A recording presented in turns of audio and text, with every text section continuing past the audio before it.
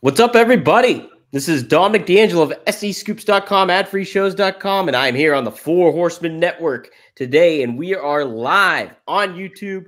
I am here. It is Straight Talk with the boss, Magnum TA and Greg Gagne. And guess who's here, guys? It's Magnum TA and Greg Gagne.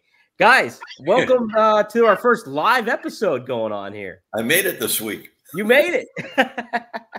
It was a good time to be on time, wasn't it? Yeah, absolutely. I even got the right date. right. You got everything all set up. And the right time, finally. Mm-hmm. Yeah. It takes me a while. I'm older. Right. I've got 10 years on TA, and I forget a lot of things. It's okay. 38, I forget everything still. So. But hey, it's what a week it's been. Obviously, I was in Philadelphia for WrestleMania and covering all the events there. I ran into some familiar faces that you guys know, and that was pretty cool. And it was a pretty fun experience. But let's just start off with WrestleMania and what it's been about. Guys, if you are tuning in live, though, let me just let you know, if you guys want to definitely get a question in, ask Greg or Magnum anything, feel free to use the super chat, chime in, but be sure to like and subscribe to the Four Horsemen Network if you haven't done that already. But chime in, give us some comments, tell us what you think, tell us what you want to see here, and moving forward and everything like that. But it's going to be a fun show. But yeah, let's just talk about WrestleMania kicking off right off the bat here. Greg, did you get to watch everything, and what did you overall think of the show? Oh, I watched both nights, and I thought it was fantastic. Probably one of the greatest sporting events I've ever witnessed. I mean, they did such a great job, with the production. The matches were phenomenal all the way through. It was quite in fact, I sent both Stephanie and Triple H a note congratulating them on the night and their whole staff, because it was one of the best events I've ever seen. It topped the Super Bowl. Man, yeah, it was something else to be there live and see the spectacle that it was. But yeah, from a whole structure standpoint of the show itself, like every match had meaning. I really felt. Well, it flowed so well. Plus, to me, it brought an awareness to more people about professional wrestling and how great of an event it really is. And that's from top to bottom. We go back to the 50s when they started building it on network TV. And, then everybody had their territories, and, we all had phenomenal ratings. But nobody really gave wrestling the credit that it deserved.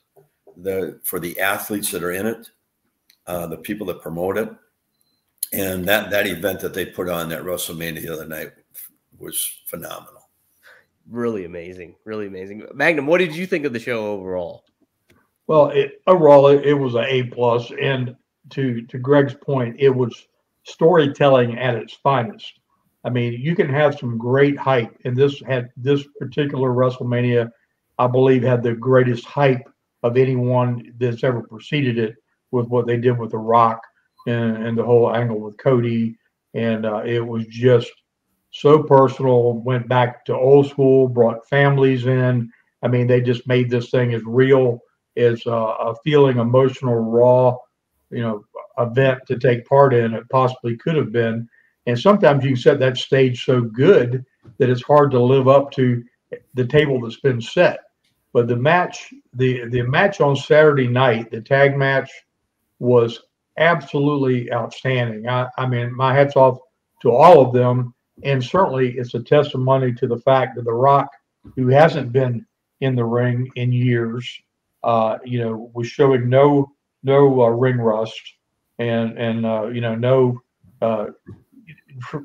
trepidation about being physical.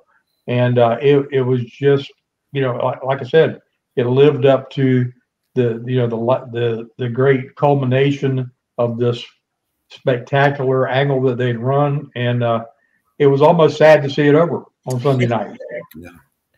Yeah, it definitely was. I thought too, like, you have that WrestleMania hangover a lot of the times once the whole huge event over, but I really felt it, I think, this time, because what we've been talking about, how big The Rock has felt like in this whole story, plus with Cody and everybody like wondering, hey, what's next for him? What's going on?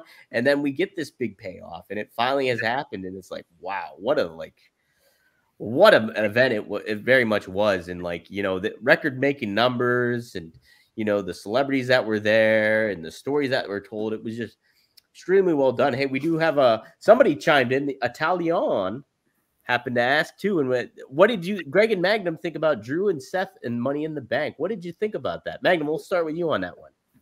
Well, it was classic Money in the Bank, and Drew has just been, he has been so elevated, his game and his interview and just everything that he's done, coming into this event, and the way they laid that thing up and set him up, and he came out the victorious monster that everybody thought that he would, because Seth was portrayed as not being 100%, and to just sit there and have that spin and have CM Punk get up and punk him was just it just shows you what great professionals they have there, because that to me, now that we've gone past WrestleMania, that is the angle.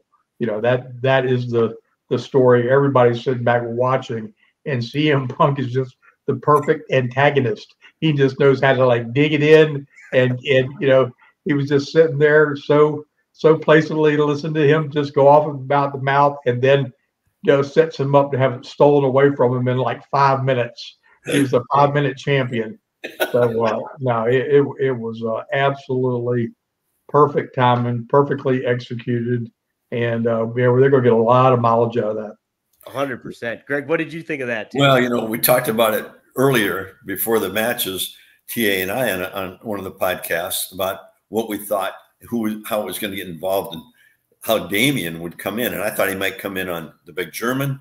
Yeah. And that threw me, that was classic. That was one of the greatest finishes I've ever seen in professional wrestling for Drew.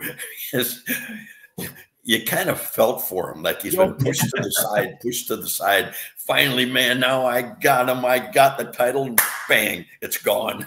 I know he put himself, pulled the rug right out from under him. He couldn't help himself, and like ran down to Punk and was like just rubbing it in and stuff like that. And he got his comeuppance, and you kind of almost want to feel sorry for him. He just sat in that ring. It was very, very well. And, again, the professionalism of him and everybody else around was just, it was great. It was really good. I have to say, I think that's my favorite match of the whole weekend was Drew and Seth. And that all time, and then obviously Damien cashing in. It was just such a fun moment, and what a way to kick off night 2. It was just a really cool. We had all those elements from CM Punk being in there and all those guys, and it was really well done. A really good match between those guys, and it's exciting to see what's coming next with those. Well, I tell you, another match that really stuck out to me was Bayley. Yeah. Those girls had a phenomenal wrestling match.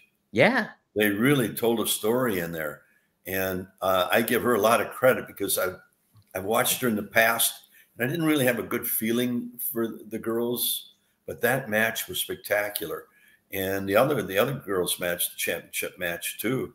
I think everybody was thinking Becky was going to walk away with that belt. Yeah. And that didn't happen. And that was a hell of an opener. Very well done. Oh, yeah. Like was Rhea versus Becky. Oh, Rhea. And is she solid? I mean, she's scary. Yeah. I mean, she was about your size when you were working, Oh, yeah, I know. It's maybe bigger. I had more fire, though. Make those comebacks. You could maybe deliver a better drop kick, Greg. Right. Yeah. He had to drop kick her a number of times, probably, to get her down. Magnum, somebody also asked in here too, Andy Smith, if Drew doesn't re-sign with WWE, where do you see him going? Drew McIntyre?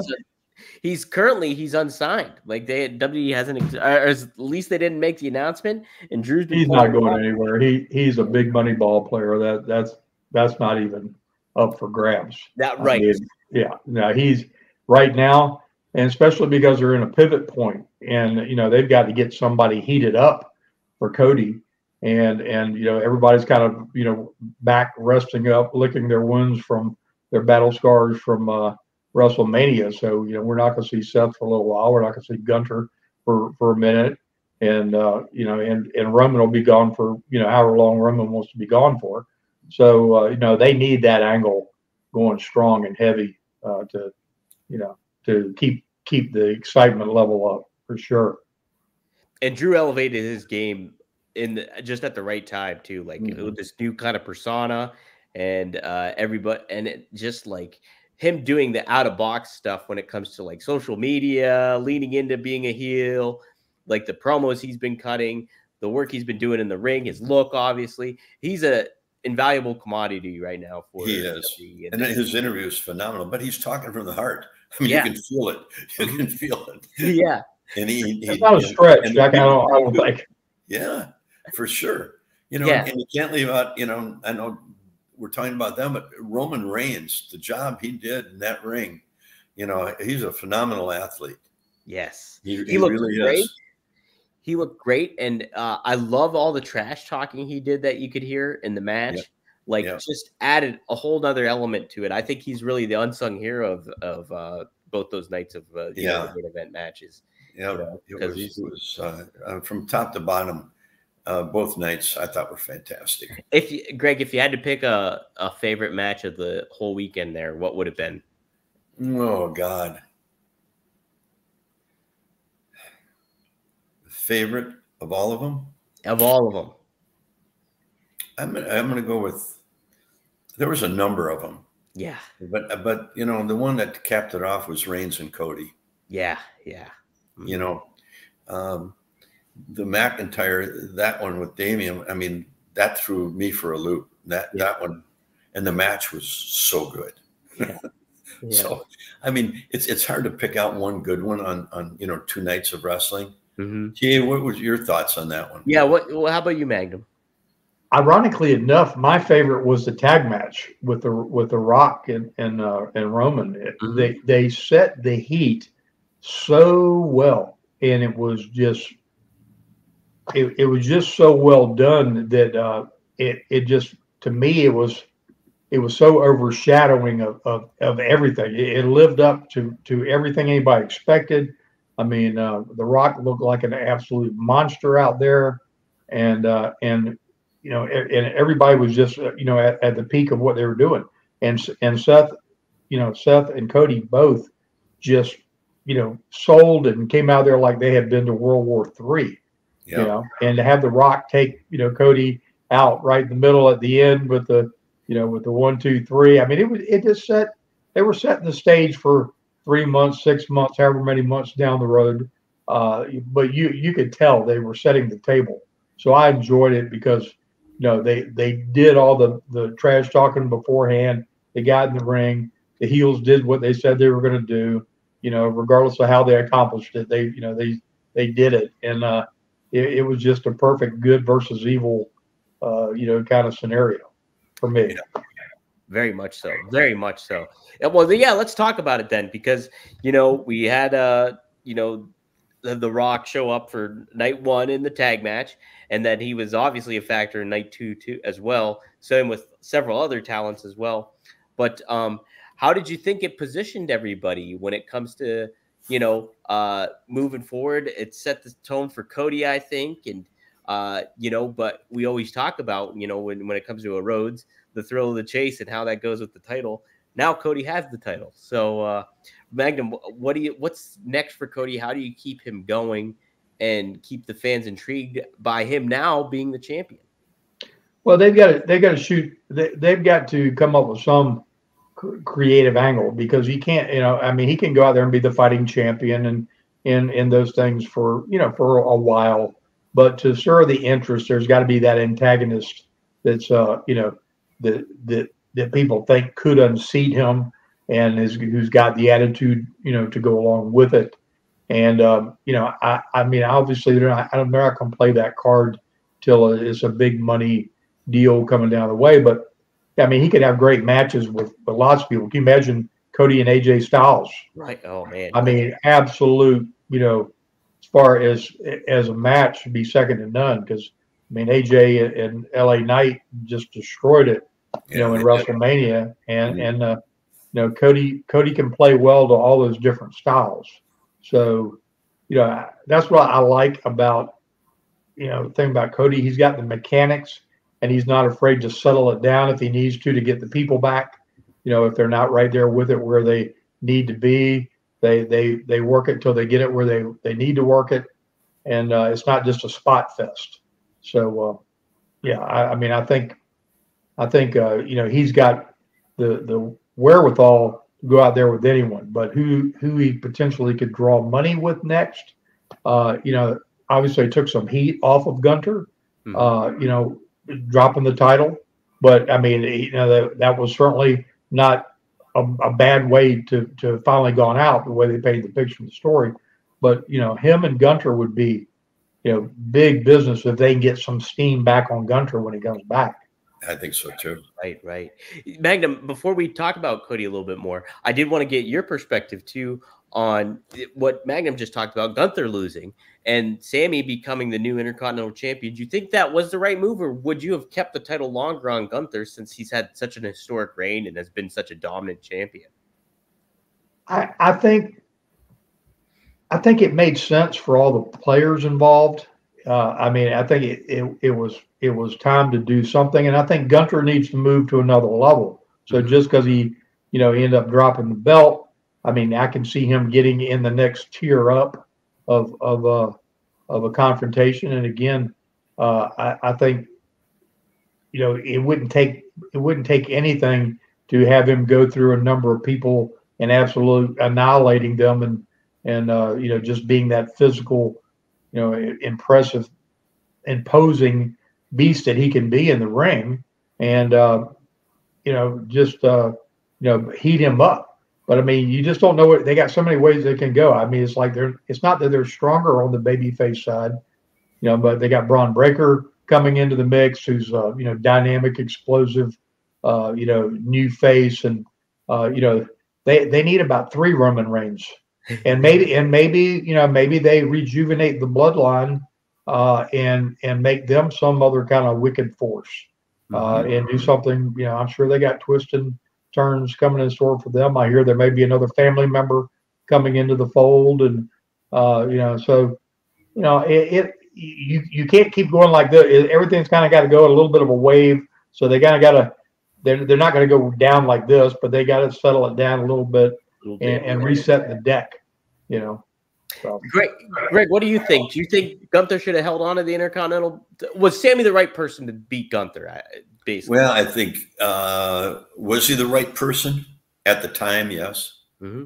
I mean, because the way they built it up, yeah, and Sammy was the underdog, and I mean, everybody pulls for the underdog. I was an underdog my whole career, so I know what it was like. Yeah, and building up to that, and him finally after all these years getting that, it was the right thing. I felt a little bit like TA did. Now they took a little steam off Gunther, so they're gonna have to get that back on, because he is a force in there. I mean, he has the Wahoo McDaniel chop. I wouldn't want to take too many of those. I don't think the guys appreciate taking them that much either. But he's rugged. He's tough. He's got the look. He's got everything going for him. And I hope this doesn't take too much off of him. But another match that really stuck out was Kevin Owens, Randy Orton, and your favorite Logan Paul. Yeah.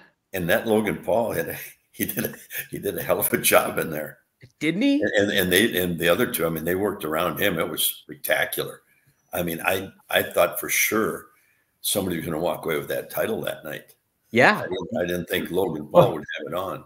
Well, they told the story right. My son and I were sitting there watching, and they said they're going to just kill him. And I said, yeah, and it's only going to take them a minute to figure out, well, then who's going to cover him? And they did it just within minutes after that. I said, and then this whole thing will turn around. That's exactly what it did. And Logan Paul is the classic heel. Cheat to win. Doesn't matter what it takes. Take advantage of the opportunity. and he's so athletic. I don't know what he can't do in the ring. I mean, you know, he's got the charisma, he's got the agility, the size, and he doesn't mind being a heel. So I mean, you know, go figure. That's a good combination.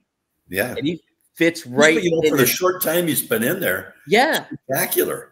It's amazing. I've really never seen anything like it before, to be honest. No, he's a heck of an athlete. He is, and like from what he does in the ring, like he's so smooth, but he's also like he's confident. You can see that confidence he has in himself and his ability to do these things. But then, still as a heel, he's still a little bit leery of everybody, and he exactly picture. You know, he reminds me a little bit of like a Bobby Heenan. You know, big mouth, shooting it off and then sneak in and get you after you've kicked the crap out of him. Somehow, some way, he sneaks in and wins one. Right. He really reminds me a lot of Heenan's personality. That's a great comparison too, especially like, you know, he's very, I love his like facial expressions and how he does act cowardly. He's not afraid to act cowardly and stuff like that. And you don't see that from even modern talent today. Sometimes they always want to be like the tough guy, the heelish tough guy. That was always Vince McMahon's philosophy, though. Everybody had to be strong in there. Yeah. And that's why I used to say, you know, the style in the WWF at that time, or WWE, was different than the Crockett's, the Gagnes, the Von Erichs, the Harts, Eddie Graham's. You know, you had to tell a story in there. And the story with Vince was he wanted everybody strong. Well, if everybody's strong, how do you get the crowd emotionally into your personality? Yes. And pulling for you, the underdog. Come on, you're going to make it. You know, and that was the art of wrestling, was building that in the ring with whoever you were with. And they kind of went back to that recently in the WWE. I'm seeing more of it, probably because Paul's running it. And they're getting more storytelling in the ring, which is what wrestling's been all about. Greg, before you move on real quick too, who in AWA was great at being like a cowardly heel? Who was like, I know you mentioned Heenan. Howard heel. I mean, Heenan was the best of all time. Yeah. Without a doubt. Yeah. We had a lot of, I mean, Ray Stevens was another one. Phenomenal in the ring, but you know, when you get him going and he'd be begging off, Bockwinkel was good at it. I mean, you know, most of the guys back then, even Mad Dog Vachon, you know, is his personality, his character. He was, I mean, tell you what, when you got in the ring with him, it was a battle. It was a battle. And you came out scratched and bleeding, and oh my God, he did everything to you, bite you. Yeah. But at the right time, he knew how to elevate the babyface in the match. Yeah. You know, but you know, it was back then, wrestling was different. I mean, it wasn't so different, but it was, we had a match with Tito Santana and Rick Martel in the Cow Palace in San Francisco. Yep. Big building. It was about 3/4 full, and it's a title match. We're the tag team champions. And we're going, God, I wonder what's going to happen out there tonight. San Francisco's a tough crowd. Well, Martel and Santana walk out, and as they're walking out, the people are going, boring bullshit, boring bullshit. God almighty. I guess they're going to cheer us. We come out, boring bullshit. We go, God damn it. So for 18 minutes, Tito and Martel had a top wrist lock on us and worked our arm. And we would take these spots, get out of it, they'd end up with the arm. At about 18 minutes, all of a sudden, the crowd turned. And it was like they stood and we had them. Yeah, you'd mentioned this one before. It is like, yeah, and that was the art of wrestling. Yeah. And then we were scheduled for about 22 minutes. 45 minutes later, when we got out of the ring, and we had the people standing from 18 minutes up to that. You had them going. You know, and it was just a clean match. But again, it's that storytelling. Yeah. You know, and I don't, you know, Megan, TA was excellent at that. Yeah. You know, you don't get anywhere in wrestling if you couldn't do it. Right. Magnum, who I mean, obviously, like, Flair's somebody that kind of stands out as like a good cowardly heel in the NWA and stuff like that. But any understated talents that you were like, man, they were really good at being that good cowardly heel kind of thing. Buddy Landell was who was it? Buddy Landell was never got over kind of like the middle card position, but had all those tools and all those skill sets and could be cocky and arrogant, and then could switch right around. And when it got turned around on him, you know, go in the backpedaling, all that stuff. And, you know, the having to have a reason to do those things is what's always pulled people in. And that's why, you know, that's why Roman got so hot, because as impressive as he looked, he always had a family member, always had somebody coming in. You know, here's this great big 270-pound beast who's always got to have somebody come help him to, you know, defend and save his title that he's, you know, boasting and had in so many months and all that kind of thing. But that basic philosophy, if they don't have to have a reason to do that, there's nothing to get upset about. And when they have some of these classic, you know, contests portrayed on, you know, all kinds of different events. It could be Ring of Honor or AEW or whatever. And if they're just two very able-bodied athletes, and then, you know, and at the end, you know, it's just a finish for no apparent reason that doesn't elevate somebody or make you, you know, hate somebody more or like somebody more. It even though they got the pop for the minute, it doesn't like take you to the next step. And, you know, the WWE, you know, for years didn't like even that term heels and baby faces, but they've darn sure gone right back to it. And they don't call it that way, but you know what? It won't be long before they will, because, you know, pro wrestling is no longer a bad word. And I've heard, you know, Cody and Rock both talking about, you know, heels and all that kind of stuff. So, you know, there's some reason those formulas about good guys and bad guys have always worked.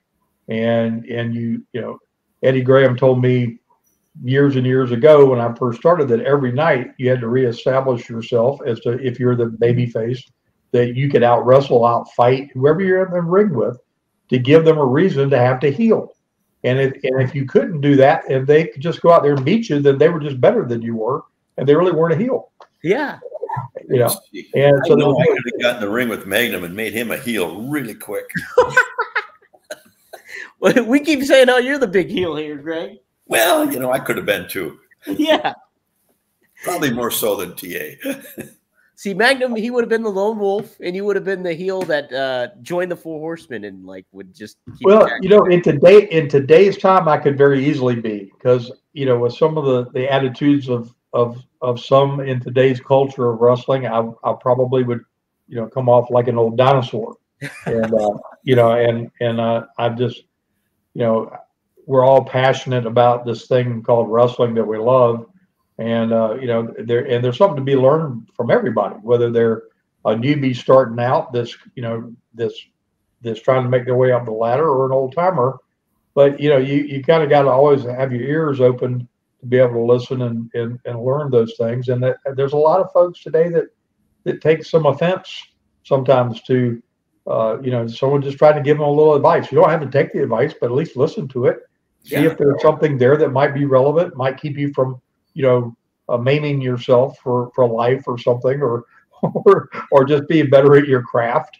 But, you know, those prevalent, you know, like kind of new age, different generation attitudes that are, I'm not saying they're prevalent, but there's a lot of it in, you know, kind of a younger group of guys that have come up from, you know, the indies and the this, that, and the other. Because, I mean, again, it's a different culture. We had territories.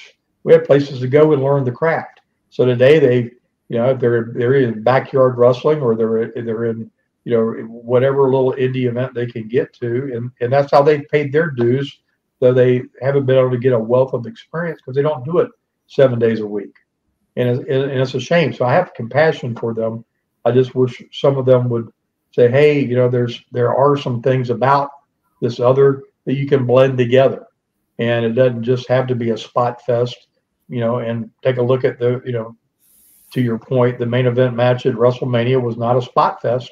It was a great storytelling match, and there was a lot of great storytelling matches there, and that had some great high spots in them, but it wasn't one continuous high spot from bell time to bell time. Yeah. Right. Guys, we'll get to your fan questions here in a little bit. Feel free to use the super chat, help out the podcast here. That gets the algorithm cooking too. If you like and subscribe and make sure to make some comments on here, that always helps. But before we get to the spotlight stuff and we get to these questions, I did want to touch upon something that's been very much talked about since last night. Especially Magnum, I want to get your perspective on this. Tony Khan making the decision to air the CM Punk footage from All In the confrontation that he had with Jungle Boy backstage. Wasn't much of a confrontation, I would say. And I don't think the return on investment is very positive for Tony Khan or AEW.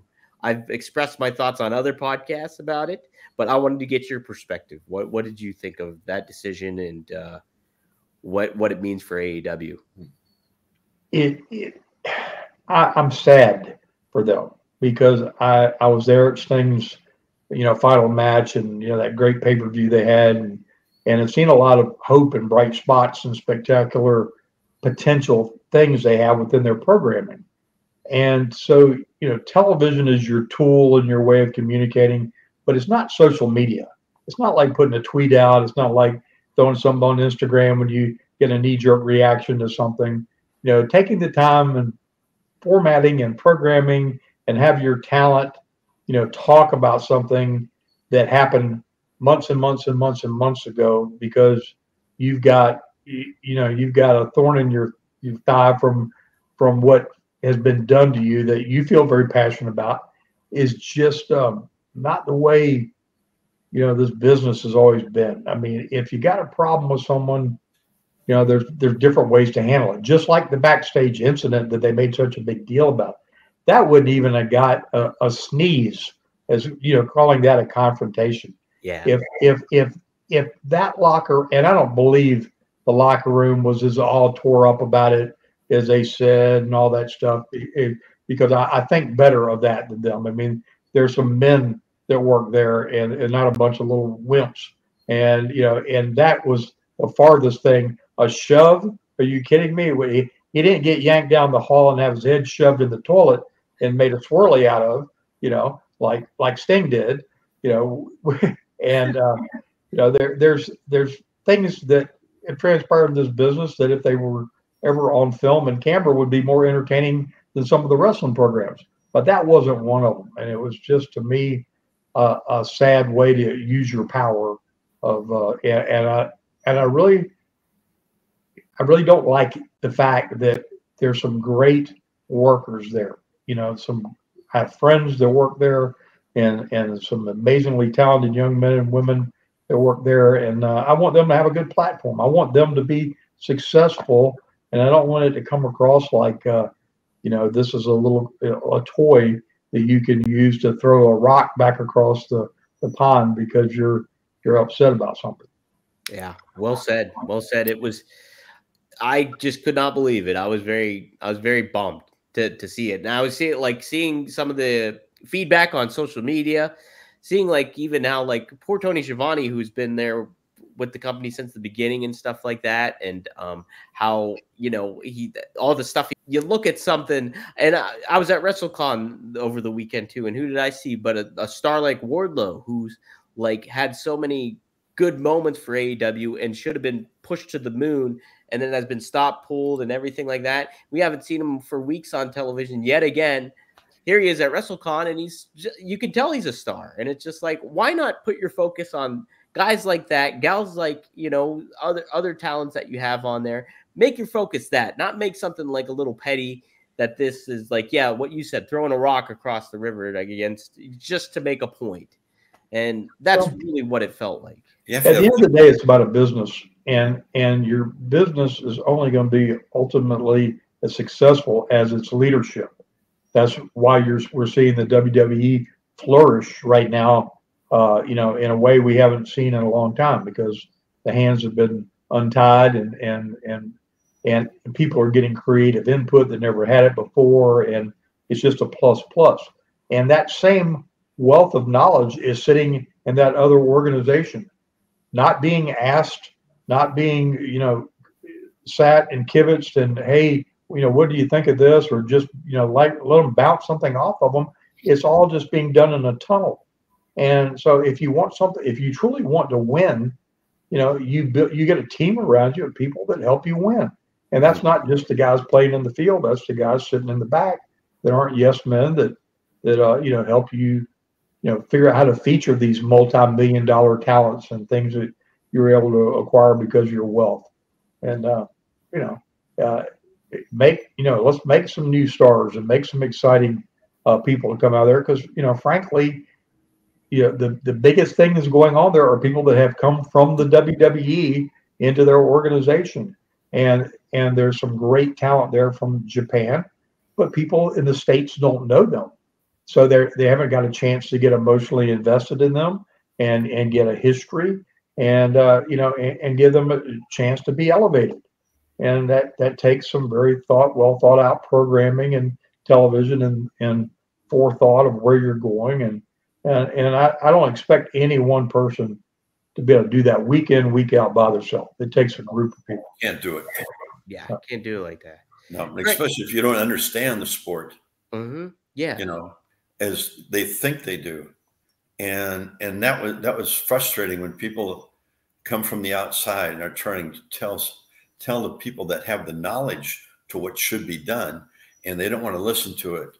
And things end up backfiring, and pretty soon you close the doors. And you think about it too, like, look at history repeating itself so soon. You think about, like, over the course of time, and history tends to repeat itself. Everybody says learn from history, and that I'm not just talking about wrestling. I'm just saying in general too. In general, yeah. In general, but you look at the small microcosm of pro wrestling. Here, it's only like 20-something years since WCW went under, and Tony Khan's not seeing through the woods that this is you're making the mistakes that WCW ended up learning through, and ultimately failing from. And it's like, wouldn't you keep that in perspective and things like that? Look, compare up to TNA back in the day. Yeah. All right. TNA had a viable, successful, entertaining, whether they were drawing money in arenas or whether the business model was working or not, the television was entertaining to watch. Yes. And they had a plethora of talent, and it was entertaining. So if somebody was giving an alternative product with some really good talent, and it's something that was entertaining to watch, and they didn't, granted the Carters had, dumped a whole lot of money into that one too, but at least the product that you were seeing on television was worth watching. Mm-hmm. Right, 100%. And Greg, like, when stuff would happen, like with AWA or like there'd be competition and stuff like that. Well, and like maybe Vern felt slighted at something or somebody or anything like that. Like, what was his kind of mindset? I couldn't imagine Vern getting like kind of petty like that and being like, "I'm going to put this on our television product." Or he'd never do anything like that. Yeah, no.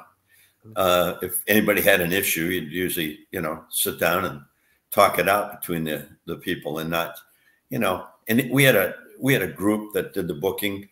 And we'd bounce things off each other, and then he'd have the final say on it, of course. But everybody sees wrestling and they think they understand it and they know how it works. You don't.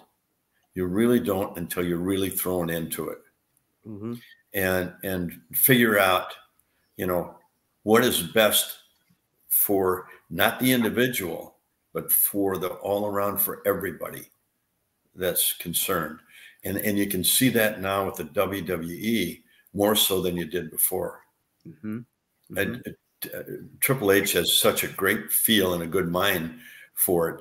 And you'll see, I think, a little change in what goes on now and how it goes on, how it's presented, and get more back to almost reality of a match, you know?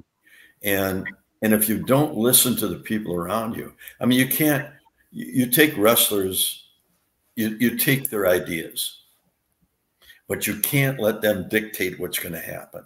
And you have to have that person in charge that can take that idea and mold it into a big bowl and put it together so it makes sense. Right. If that makes any sense at all. That makes plenty of sense. It does. It really does. Yeah. And that's where Vern was exceptional at that. We would come up with ideas, and then he would, he'd finish it off. Sometimes ours were good enough that he would go with it. But we had great minds in there. Who was on the booking team, Greg, typically for Nick Bockwinkel? Nick, okay. Ray Stevens, Bobby Heenan, Wahoo McDaniels when he was there, and then myself. Wow, that's a lineup and a half there. Well, it was all different. Everybody had a different opinion, a different deal, but when it was all said and done, we all agreed on the same thing. Right. Yeah. And we had, Ray Stevens had a phenomenal mind on him, and Bobby Heenan, and Nick was kind of, he would listen, and then he would kind of analyze it in his own mind, and then he would say something. Yeah. Yeah. But then Vern listened to everybody, and then he made the final decision. Right. And he would, kind of massage it. Yeah. To make it better. Right. Yeah. Like fine tune it. As good as we could make it. Yeah. Fine tune it as best you can. And Vern, I mean, if anybody knows the AWA product better than anybody, it's Vern. So he did, he came from that amateur background, and to him, it was, this is wrestling. And you got to give the people wrestling, and you got to tell that story. Right. And, we had our characters, and you didn't have, you always have one or two really outstanding. We had the Crusher and, of course, Mad Dog Vachon. And, and then we had, Blackjack Mulligan and Blackjack Lanza and Bobby Duncombe. And, the talent was just, it was unbelievable. Yeah. And everybody worked together. We had, great matches, drew a lot of money, and made a good living. Right. But you have to have that one in charge that has the final say. And I don't, it's really hard for an outsider who thinks they understand it, or they have the funds, the wherewithal to buy all this talent. But you have to have an organization there that can put the thing together for you.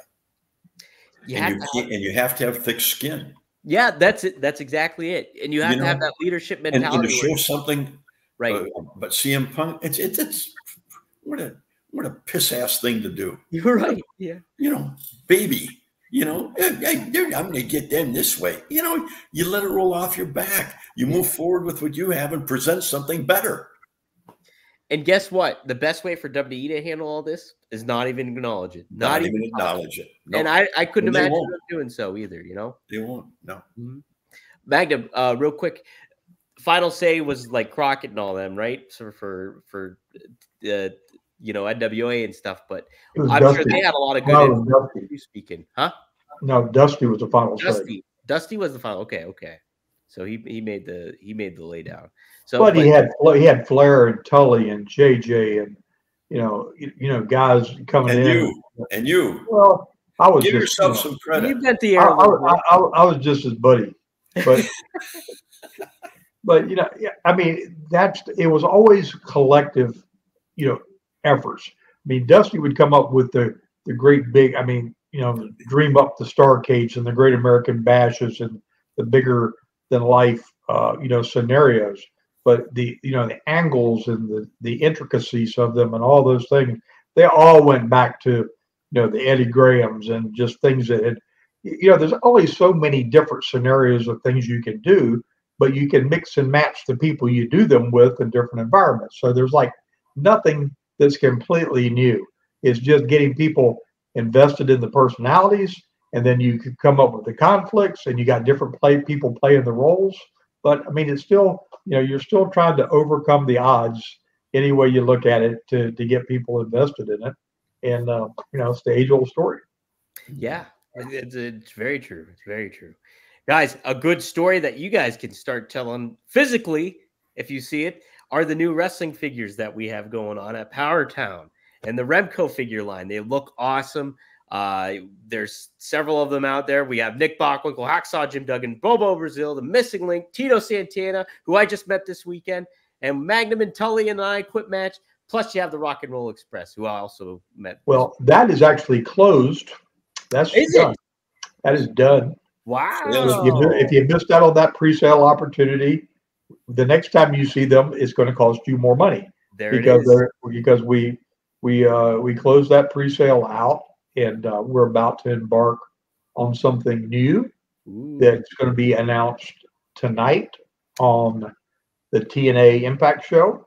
So keep your eyes peeled for that, and that will be our next thing. Big Power Town is going to have a big year. There will be something new happening every 4 to 6 weeks. There'll be something new happening. So we've got so much in the pipeline, and Greg has loaded our wagon up with so many talented legends from the past. And I get to talk to all of them too. that we need to be rolling them out every 6 weeks for the next 2 years. Taking them all in. We better, because I'm having them, I'm getting the calls. They're going to be on my doorstep pretty soon. When's my figure coming out? You told me. Well, you're going to get like a brick through your window, Greg. You're going to get Call Steve Rosenthal. Greg, you're going to get a brick through your window with like a message and a note. Be like, people are where's my figure? I'll send everybody to him. He's the complaint department. Yeah. But so Magnum, I had about 8 of them in one day this week. So, man, yeah, it's been going good. Well, Magnum, so once this TNA announcements comes out, should fans go to Power Town Wrestling, or should they? Is that tonight you're going to find out a big reveal of what they're going to look like, and when they're going to go on pre-sale. Find out tonight at sometime after 8 o'clock Central Time on TNA. How about that? TA, let me ask you a quick question. TNA, I've been trying to get it on my cable, and for some reason I can't get it. Where do people go to get TNA? Well, you got to get off that Fred Flintstone network thing. You got to crank up with your. Well, I'm out on this little lake here, and I'm all by myself. Greg, I'm surprised I've stayed this long, because Gogo last night made some chili, and she said, "You like the red peppers?" I love red peppers. Well, it was powdered red pepper, and I'm surprised I've lasted this long here, because I've made some quick moves today, and a couple of them weren't quick enough. No, man. If you get the picture. Well, but I'm still here. What I'll hook you up with, Greg, I'll try to, I know some TNA people, so I'll see if I can get you screeners or something like that. But you can get it on Access TV is where it usually is. Access TV. Okay. AXS is what it is. So if you have that, that's where you can watch it at. But let me see what I can do. Maybe I can.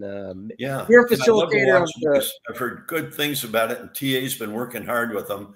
And these action figures that are coming out, they got a big announcement. And I tell you what, I used to cover TNA on a regular basis for WrestleZone when I worked there. And week in and week out, it was such a fun product to cover. Like, they did storytelling right. They didn't overstay their welcome. It was just really a well done show. So I'm intrigued I want to get back into it too, Greg. So I'm gonna have I overstated my sometimes tell me I need to move out. I'm done. I know you guys have tried to fire me the last couple of times when I missed the taping. Boy, let me tell you, you're pushing your luck. We're gonna get Jim. I know I am. Hey, I'm 75 and I forget a few things.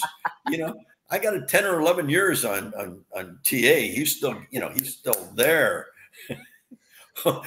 In his little drink, here he goes. Well, guys, if you do want to keep in tune with everything, the figures and everything like that, always visit Power Town Wrestling. Just go to that QR code you see right there, or go to powertownwrestling.com.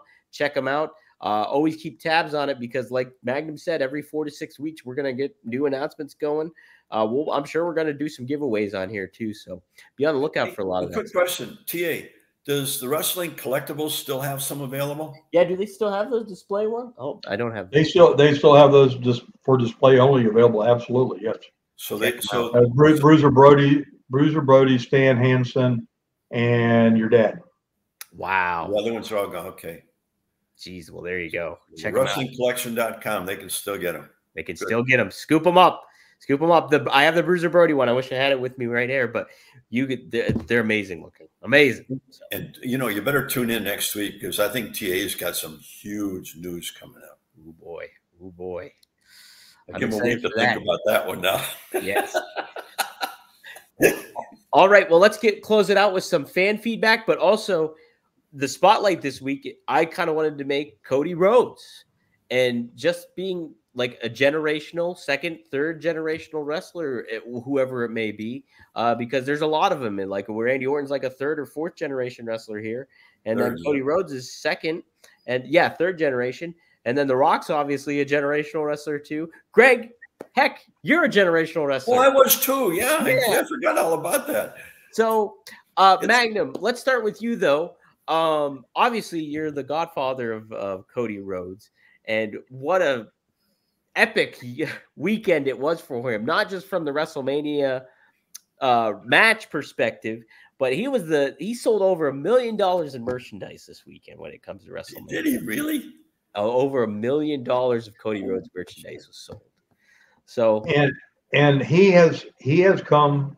His journey's still just beginning. I mean, he's still a young man. Yeah. But from where it all started when he first got to the WWE, through his mustachioed days to his, his Stardust, somersaults and all the things he did, and then brave out into the world and carve just a path throughout the wrestling industry and elevate himself,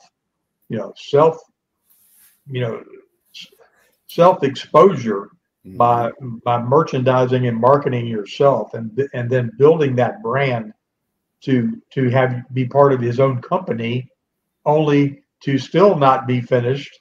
And that ended up being just another step along the way, and coming all the way back and still getting hit with obstacle after obstacle, and working through the pec injury and just every single thing that seemed to try to roadblock him from getting to the pinnacle.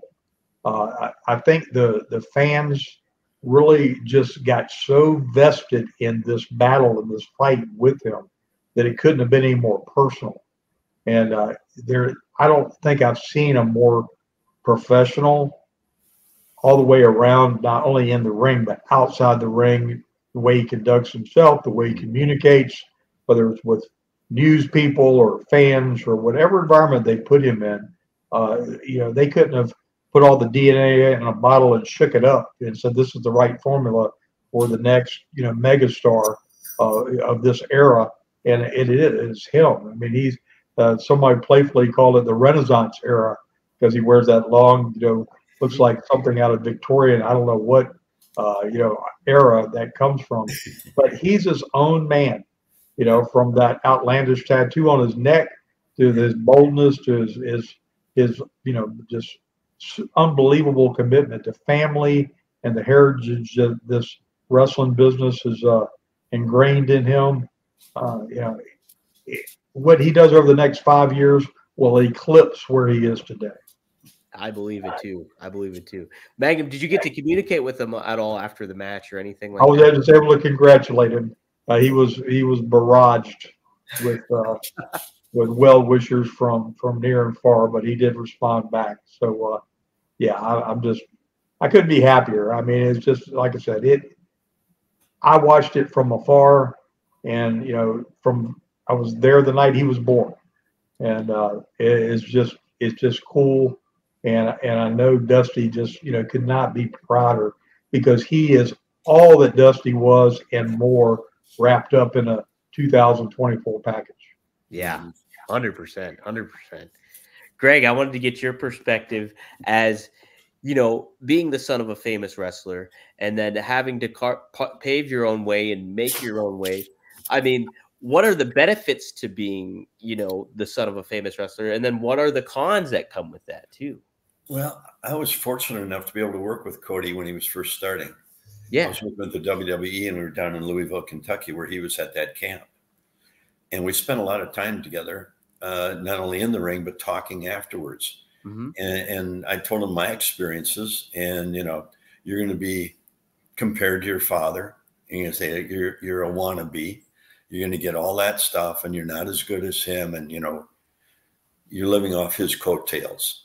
So I just remember what Vernon told us. He said, you're going to have problems, and people are going to say, well, you're just following in your dad's footsteps. Remember, make your own footsteps. Be your real self. Be who you really are. Let that inner self of you come out. And that's kind of the conversation I had with Cody. I said, you know, it's going to be rough. I mean, you hear people down here, oh, you're Dusty's kid, this and that. I said, don't pay any attention to it. Make your own steps. Be who you are. A lot of your dad's going to rub off on you. A lot of especially with the wrestling, it's going to rub off on you. But you got to be you. Don't try to duplicate him. Be you. Be yourself. Let that inner self come out.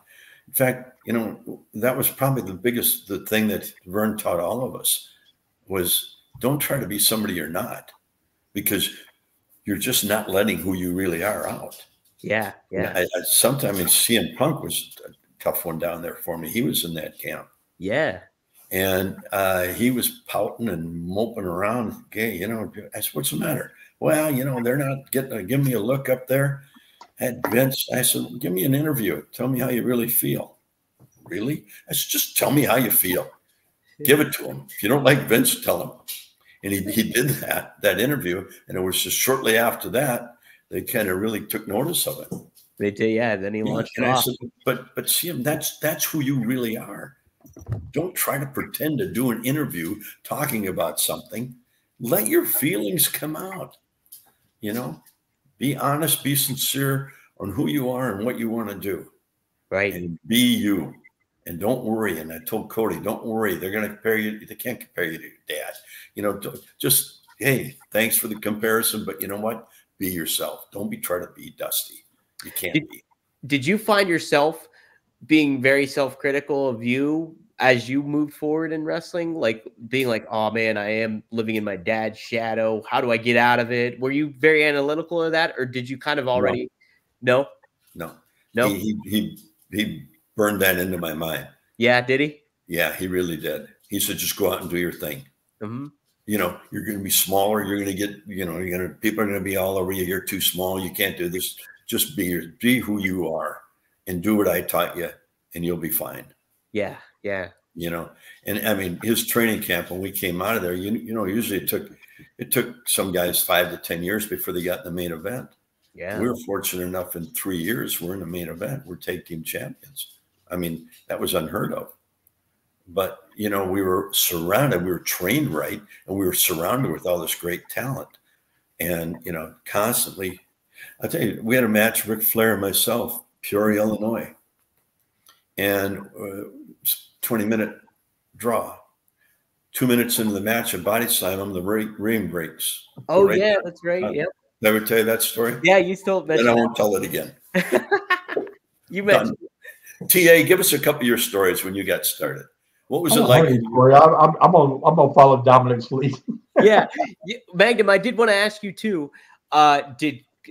Did you kind of approach Cody about some of this stuff too, being like Dusty's kid, and have you had conversations with him about that? And as he grew up as a talent and tried to get, you know, further star power in the business, and what kind of advice did you give him, if so? He didn't really. He had when I first saw Cody working, he had his dad with him, and right. and his dad, you know, had coached him through Little League and football, and been with him through his amateur wrestling, and his dad was such a mentor to his son that there really wasn't anything I needed to do but encourage him, because I mean, he had the greatest mentor. If you look what Dusty did with all those kids at the, you know, down at the center, and you know, I mean, I saw that. That's where I first met Seth Rollins, was at Dusty's funeral, and because they were, you know, they all called themselves Dusty's kids, and he, you know, he brought this whole crew that, you know, went on to be superstars all came under his tutelage. So Cody had that in his own house and still got that same attention. So he didn't really need that from me. I was just very admiring of the fact that he was so passionate and still had the humility and the right attitude. There was no cockiness in him or anything that needed to be worked out or toned down. He had his head screwed on straight from the get-go. How about from his dad's perspective? Like, you know, obviously he had some frustrating times working his way in WWE. We mentioned Stardust and dashing Cody Rhodes, and then the face mask and the mustache and all that stuff. Did Dusty kind of find frustration in how they were kind of handling Cody in the early days of WWE? I think he encouraged Cody to have a voice and to speak up and believe, to believe in himself, and that was the thing that was so interesting about the whole story, because Cody had gone and sat with their creative team and pitched his ideas and this and that and the other, and they just couldn't see any of that in him. They couldn't see any of that potential. But to be fair with everybody, the journey that he took and the round the world trip that he took in helping build AEW and doing all these things, that journey is what made him into the Cody we have today. So those steps were all part of his journey. That's something he needed to do for him to take himself into a different light, be perceived differently by the wrestling world. And could they have artificially created that, in the WWE universe without all that? Maybe not. They really maybe not could not have done it, because that's a story that's bigger than just that little world that they're in. This was global. So he left there a very talented talented young wrestler, and he came back a seasoned man who had a bigger vision than most of the people that sat in that ivory tower. I think that's the neatest thing about Cody, and the thing I always kind of relate most to Dusty with him is his ability to promote and see himself when it comes to making that connection with the fans and knowing moving forward what he wants to do with himself. I think that, because Dusty was always on the ball with that kind of stuff and knowing how to make himself feel like a big star and be that big star. Cody is very, he's the next evolution of that, it feels like, where it's like he's on the ball with all that stuff. And you kind of see it from this ultimate babyface role that people have not seen since quote unquote the Hulkamania days, where it's shaking hands, kissing babies, doing all that kind of thing. And it feels fresh and new right now. And then him just going to AEW, starting a company basically, and then going away from that and then doing his own different story with WWE. And it's just wow, what a forward thinker that is. And then you have somebody like The Rock that's on the board of directors now that has a passion for wrestling still, and also a forward thinker. It's pretty darn. And then Triple H, the Paul Levesque era we're in. It's just wow, what a combination here we got going on. It's pretty darn cool. Yeah, no, it's going to be good. And I'm just really kind of enjoying the ride. I'm not trying to sit back and try to figure out what they're thinking. Yeah, I know that's what they do all day long. So, I started out a fan when I was 7 years old, and I'm, good Lord willing, I'm going to be 65 in June, and I'm still a fan. So right. Okay, let's do some fan feedback here real quick, and then we'll close it out. Let's start with this one. Sky Psylocke says, I want to say thank you so much to both you, Greg, and Terry, for all the wonderful memories you've given me in the territory days. Thank you from the bottom of my heart. You truly are legends. So how about that? Thank you, Cy. Wow, who's that from? The Cy Skylock, one of the YouTube people tuning in right now live. Oh, well, thank you very much. Yes. Both of us. Then the next one we got here, Robert, do you want to dealer's choice, Robert, which one you want to do? I'm happy to do it. Okay. CB, he says, Greg and Magnum, do you think Cody winning the WWE Championship was like Sting winning the World Heavyweight Championship from Ric Flair at the Great American Bash? Magnum, what do you think? Does that have good comparisons there? It's different in that Sting needed the elevation. Mm-hmm. It elevated Sting instantly. Right. I feel like Cody was already on a plane far beyond where Sting was at that particular point in his career. So it was like it shot him out like a cannon, and gave him a way to go on to flourish and be the charismatic performer that he was. But Cody, it was just the right next step in the next chapter of the book. Yes, I agree. I agree. Like, yeah, Sting was like, they put Sting to the moon on that one, and it's like Cody's kind of been there. We're just waiting for him to get that title. Right. Yeah. Next up, we got R and Dosh says, okay, guys, what do they do with Cody going forward? Predictions, anyone? Greg, immediate predictions for Cody. What do you do with him going forward? Well, you have to have an opponent for him real quick. Reigns is out, so maybe it's somebody from the family. Yep. That comes into, or Gunther. You got Gunther there. Yeah. And you got Drew McIntyre, but I mean he's gonna be tied up with CM Punk. Yep. So we'll have to wait and see who they have ready for Cody. But there's quite a few there that are ready for him. Magnum, immediate thought process of who would you implement in a feud with Cody movement? Like SmackDown coming up this Friday here. What do you think? Well, how would you immediately put Cody in a position there? Who would you? Well, they got to bring the challenger to him. Yeah. So they've either got to have some monster come out of the woodworks that nobody is foreseeing, where it's a blindsided type surprise deal, because there's nobody to me that's currently just sitting on the roster in the current state of affairs where they've got them that's just ready to just step up and have something extreme happen. And he's gone through such an extreme, intense thing with the bloodline. He needs to have, a competitive program with somebody that, just reestablishes the fact that he's deserving of being the world's champion. But then something of a large proportion has to come next. It was just like with his dad. I mean, it was like with Hogan. They had to have the monsters to feed to him. Yeah. Right. And he was very one-dimensional, so they had to really just have monsters that he could hulk up and do his thing at the end, and that was the deal. But they got to have people in the wheelhouse.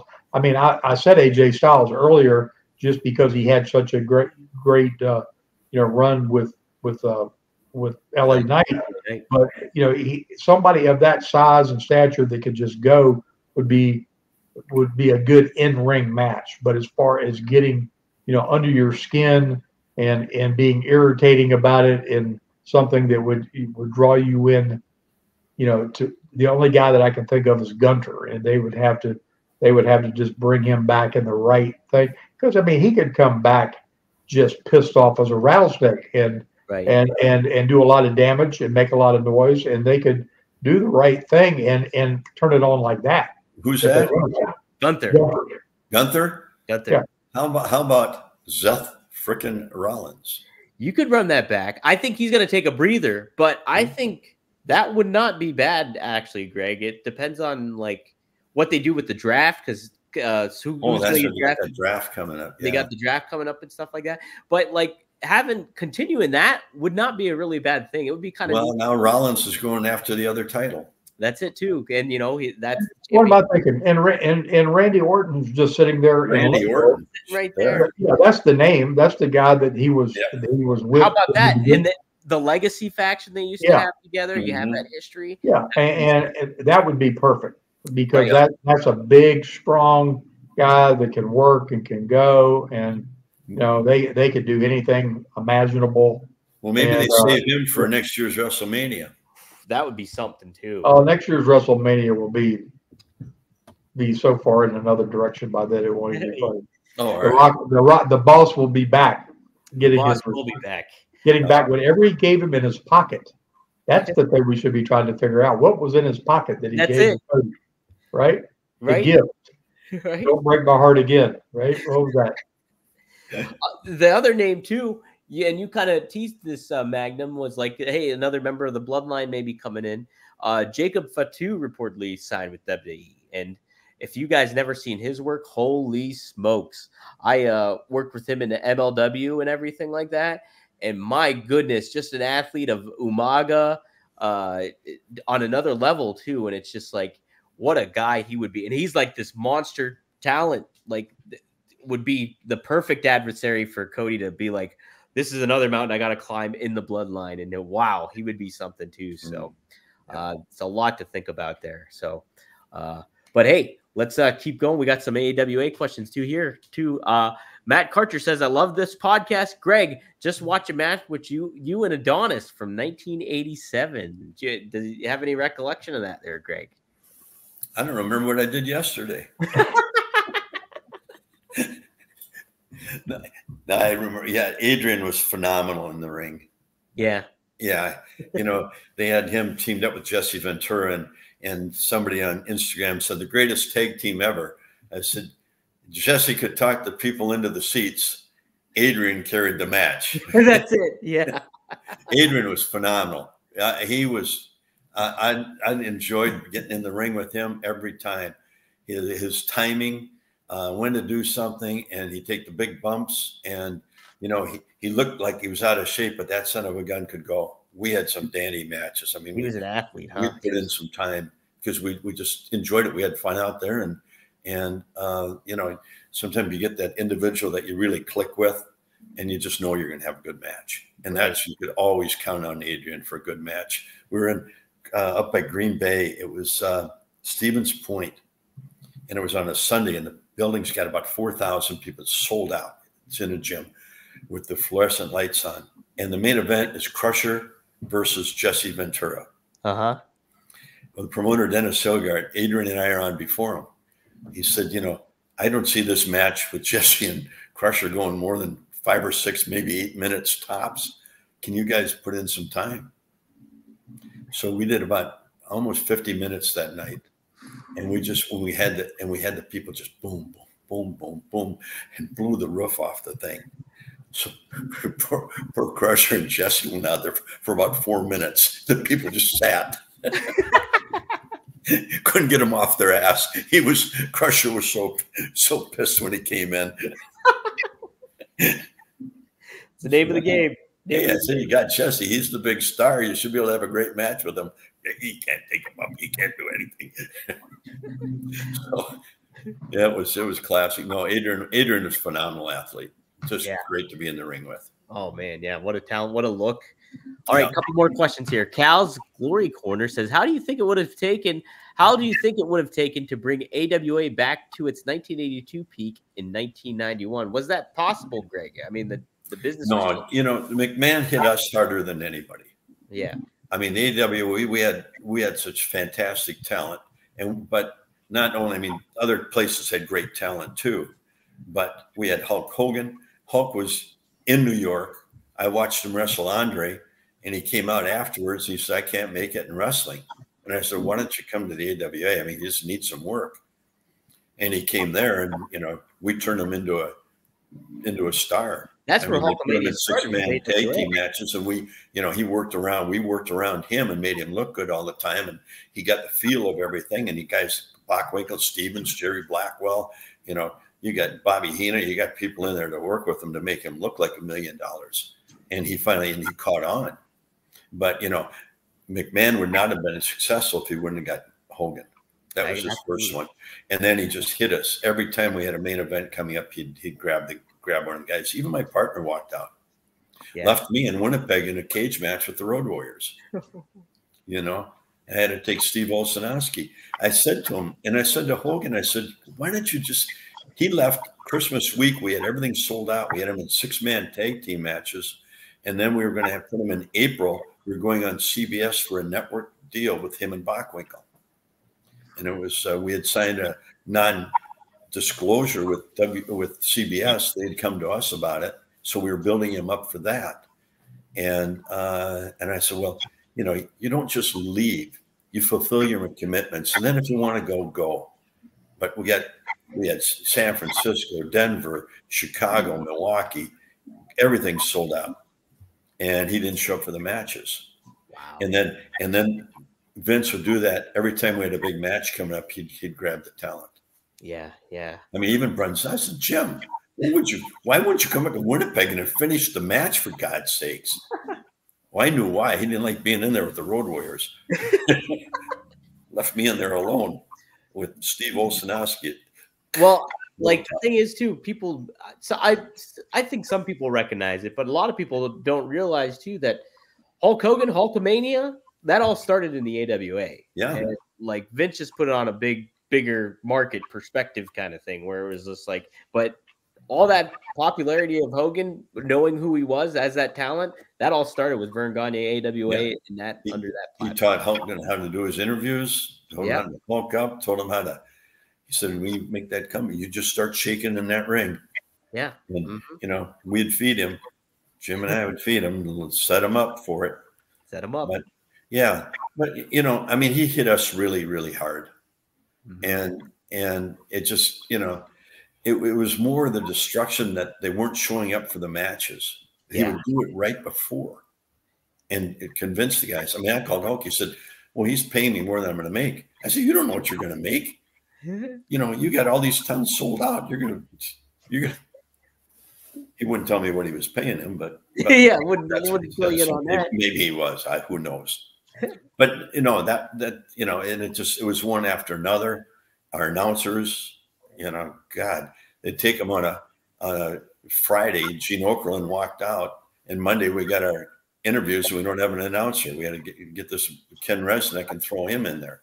So, you know, it just was, it was tough. I mean, they had Gene Okerlund calling me, wanting me to come up there. I said, I can't walk out on my dad. Greg, can you bail out on your dad? Sure, I wouldn't. No, I'd never walk out on Magnum. I wouldn't walk out on you. I wouldn't do that thing, but there. We got one more question here. John Ramsey has it here. He says, Greg, do you remember coming to the Quad Cities to wrestle when you were a regular stop here? Do you remember the Quad Cities there? Oh, yeah. Yeah, that was great down there.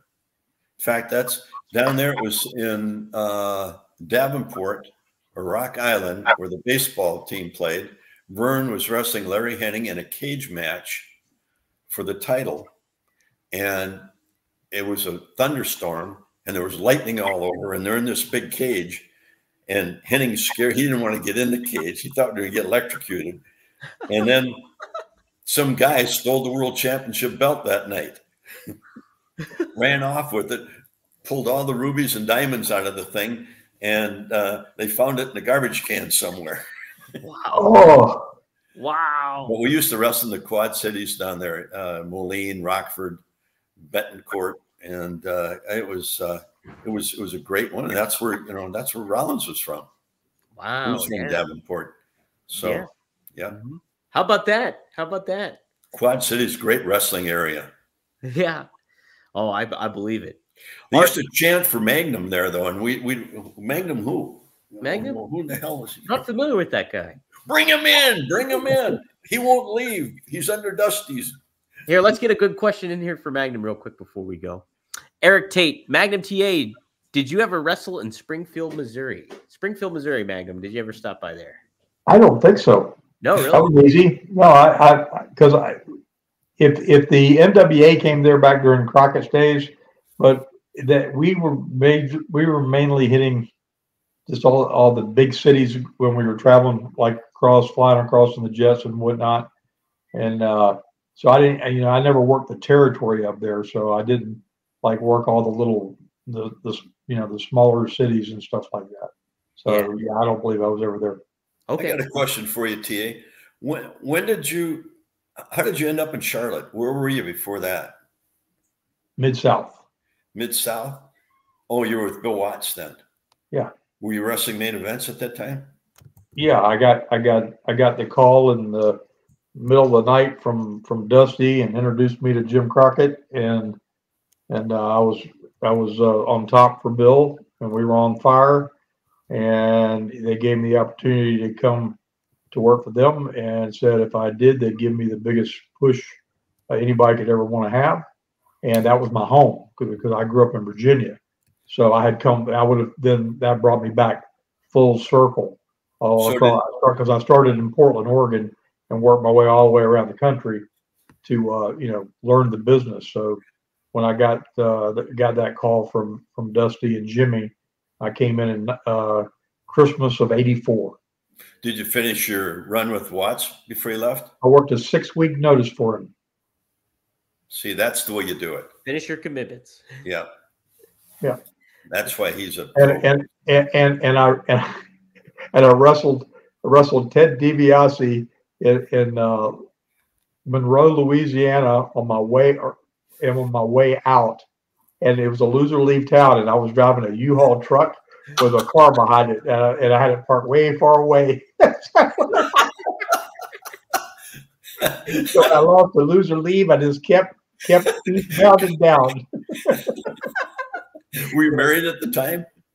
I don't know which one. Who? I'm sorry.